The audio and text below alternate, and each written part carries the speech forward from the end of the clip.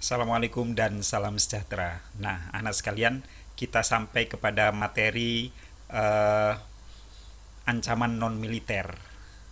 Yang sebelumnya dalam video sebelumnya sudah ada penjelasan tentang ancaman militer. Nah, ancaman non-militer ini anak sekalian, seringkali orang mengatakan bahwa ancaman non-militer ini ancaman yang lebih berbahaya dibandingkan dengan ancaman militer.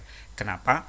Karena ancaman non-militer ini yang seperti ideologi, politik, ekonomi, sosial budaya, ini cenderung anak sekalian tidak nampak. Yang pertama, non fisik ya. Lalu kemudian yang diserang ini tidak hanya militer, tidak hanya tempat-tempat tertentu, tetapi non militer ini kecenderungan yang diserang adalah mulai dari anak-anak sampai orang tua, mulai laki-laki perempuan ya, di mana saja, kapan saja. Nah, kita bisa diserang dengan ancaman-ancaman non militer ini. Terutama yang pertama, apa itu? Yaitu ancaman militer, ancaman non militer bidang ideologi. Anak sekalian, dari SMP kalian sudah diajarkan bahwa di dunia ini ada berbagai macam ideologi, ya. Ada ideologi liberal, ada ideologi komunis, ya, ada fasis, ya, dan lain sebagainya, banyak sekali. Nah, anak sekalian, uh, Indonesia mengambil keputusan untuk menetapkan bahwa ideologi Indonesia adalah Pancasila, karena Pancasila itu sesuai dengan karakter kepribadian bangsa Indonesia. Jadi posisi Pancasila sebagai ideologi itu ada di tengah-tengah anak sekalian, ya. Ada liberalisme, ada komunisme, ya. Intinya adalah liberalisme ini mengagung-agungkan kebebasan pribadi, ya. Sementara di komunisme ini tidak ada kebebasan pribadi, dan Pancasila ada di tengah-tengah, ya, mengakomodir kebebasan pribadi dan juga tetap ada namanya bekerja sama, ya. Nah, ternyata anak sekalian, walaupun Pancasila ini sudah sejak tahun 1945 kita sepakati sebagai ideologi negara Indonesia, tetapi selalu ada cobaan-cobaan. Nah, apa cobaan itu anak sekalian? Simak video berikut ini. 1. Ancaman di bidang ideologi. Sebelum kalian mencermati uraian materi pada bagian ini, bacalah wacana berikut ini. Komunisme masih mengancam Jakarta. Pancasila sebagai sebuah ideologi bangsa Indonesia masih rawan terhadap berbagai ancaman. Salah satunya dari paham komunisme yang bersembunyi di balik semboyan demokrasi. Budayawan Taufik Ismail menuturkan, upaya sejumlah pihak untuk mengganti Pancasila dengan ideologi komunis telah berulang kali terjadi di Indonesia terhitung sejak 1926, 1946, 1948, dan 1965. Beruntung setiap aksinya, Indonesia berhasil diselamatkan Tuhan YME dan keteguhan masyarakat menjalankan Pancasila sehingga upaya tersebut gagal. Meski tidak lagi muncul sebagai sebuah partai karena tidak diperbolehkan lagi, kata Taufik, namun ideologi komunis hingga kini masih ada dan berkembang di Indonesia. Masih ada, memang tidak muncul sebagai partai karena tidak diperbolehkan.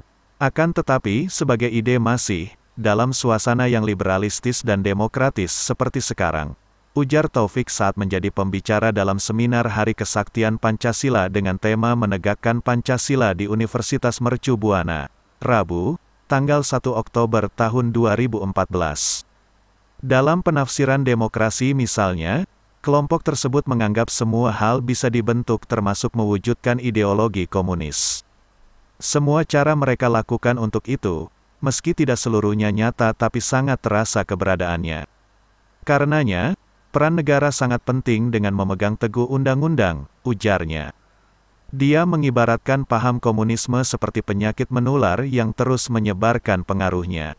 Hal ini, lanjut dia, harus dicegah, bila tidak maka banyak yang akan menjadi korban.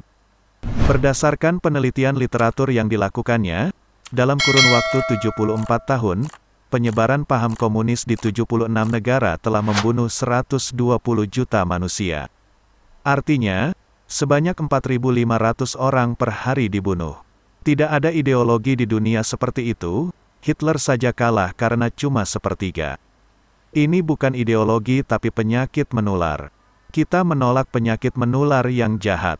Makanya harus dicegah dan dilarang, katanya. Pelarangan ini tidak bisa dikatakan melanggar hak asasi sebab, negara harus menjamin keselamatan rakyatnya. Di Italia, partai fasis dilarang. Begitu juga di Jerman yang melarang paham Nazi dan komunis. Taufik menegaskan, negara punya tanggung jawab menjelaskan dampak dari paham komunis kepada generasi penerus bangsa. Salah satunya melalui pendidikan. Kurangnya pemahaman generasi muda terhadap paham komunis, tambah Taufik, karena belum maksimalnya sistem pendidikan yang ada. Saya tidak menyalahkan anak muda. Wong literatur dan pengajarnya terbatas. Sejarah bukan tidak diajarkan, tetap diajarkan tapi hendaknya materi ini disempurnakan, kata penyair ini.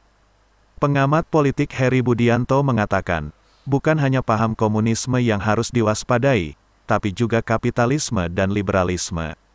Paham tersebut memengaruhi pola pikir dan perilaku masyarakat tanpa disadari. Hal itu dapat dilihat dari perubahan perilaku dan sikap nasionalisme. Ancaman terhadap ideologi Pancasila akan selalu datang dalam bentuk beragam. Kalau komunisme jadi ancaman, maka kapitalis dan imperialisme juga musuh kita.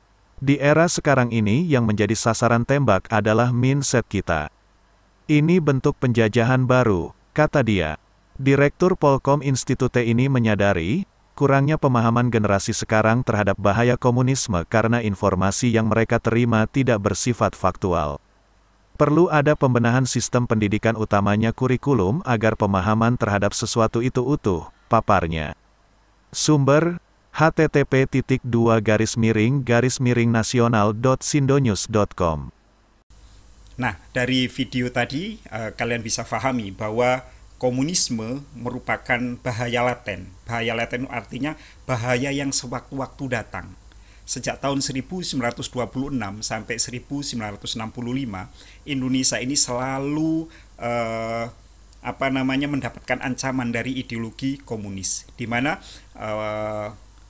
Indonesia ini akan dijadikan sebagai negara komunis. Ya.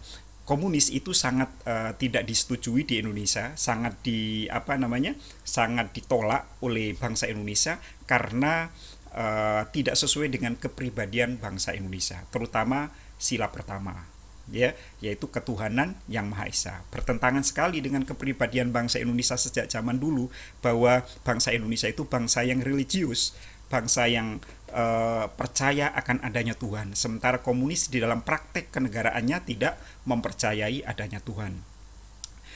Komunis telah melakukan pemberontakan, ya, 26, lalu kemudian sampai pada tahun 1965, tapi alhamdulillah selalu gagal. Tuhan yang Maha Esa, Allah Subhanahu wa Ta'ala, selalu membantu bangsa Indonesia agar bangsa Indonesia ini bisa membendung upaya kudeta yang dilakukan oleh komunis, terutama yang terakhir pada tahun 1965. Namun ingat anak sekalian, tidak hanya komunis yang menjadi ancaman bangsa Indonesia, tapi juga liberalis, yaitu ideologi kebebasan. Tanpa kita sadari, seringkali di akhir-akhir ini bangsa Indonesia itu selalu bahwa komunis lahir lagi, tapi kita lupa bahwa kita ini sebenarnya sudah lama dikuasai oleh paham liberalis. Pola pikir kita ya sudah bebas, sistem ekonomi kita juga sudah liberal, ya, sudah kapitalis liberalis, ya. Lalu kemudian cara hidup kita, kehidupan sosial budaya kita sudah semuanya mengarah kepada liberalis, kebebasan, ya, semua menginginkan kebebasan, bahkan ada kebebasan yang tidak ingin dibatasi. Ini juga berbahaya sekali, anak sekalian, bertentangan dengan Pancasila. Lalu kemudian juga ada ideologi yang mengusung agama, anak sekalian, seperti radikalisme, ya, yang diusung oleh ISIS, ya, bahwa negara ini harus dipimpin oleh khilafah, ya, membentuk khilafah. Ini juga sebuah ancaman bagi Pancasila. Nah, anak sekalian, kita sebagai generasi muda, ya, generasi penerus perjuangan bangsa Indonesia untuk mengisi kemerdekaan, maka kita harus memahami apa itu ideologi komunis, ideologi liberalis, dan ideologi yang mengusung agama ini. Semuanya harus kita tolak, harus kita sesuaikan dengan Pancasila, karena Pancasila adalah satu-satunya ideologi yang sesuai dengan karakter kepribadian bangsa Indonesia dan sampai kapanpun akan relevan dengan perkembangan zaman. Ya, oke, akan kita lanjutkan ancaman non militer bidang yang lain. Terima kasih, mudah-mudahan kalian bisa memahaminya. Assalamualaikum dan salam sejahtera.